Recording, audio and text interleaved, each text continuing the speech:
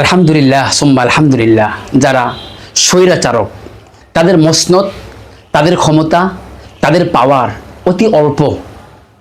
তারা যতই ষড়যন্ত্র করুক না কেন, আল্লাহ তাআলা বলেন ওয়ামাকারু ওয়ামাকারাল্লাহ ওয়াল্লাহু খায়রুল মাকিরিন। আমি আল্লাহ এই সমস্ত জালিমবাজ সরকার স্বৈরাচারকদের বিপক্ষে কৌশল অবলম্বন করি, ফলে তাদের ভরাডুবি অনিবার্য, তাদের ব্যর্থতা অনিবার্য। আমাদের কোটা সংস্কার আন্দোলনের প্রথম শহীদ ভাই মোহাম্মদ আবু সাইদ, তোমার রক্ত বৃথা যায়নি। ছাত্র জনতা, শত শত ছাত্র জনতা রক্ত দিয়ে প্রমাণ করেছেন ভাই মোহাম্মদ আবু সাইদের রক্ত বৃথা যেতে পারে না, যাবেও না।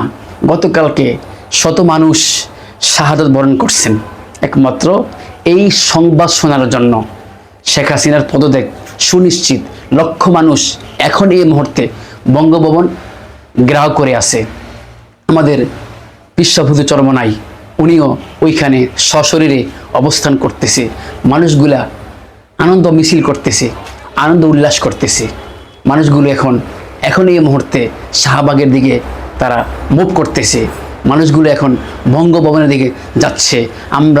আমরা নয়, গোটা পৃথিবীর মানুষ এই সংবাদ পাওয়ার আশায় আছে যে স্বৈরাচারক বাদশাহ সরকার শেখ হাসিনার পদত্যাগ হয়ে গেছে। এখন মাত্র সময়ের ব্যাপার, শুধুমাত্র সময়ের ব্যাপার। ইনশাআল্লাহ সুম্মা ইনশাআল্লাহ, আলহামদুলিল্লাহ সুম্মা আলহামদুলিল্লাহ।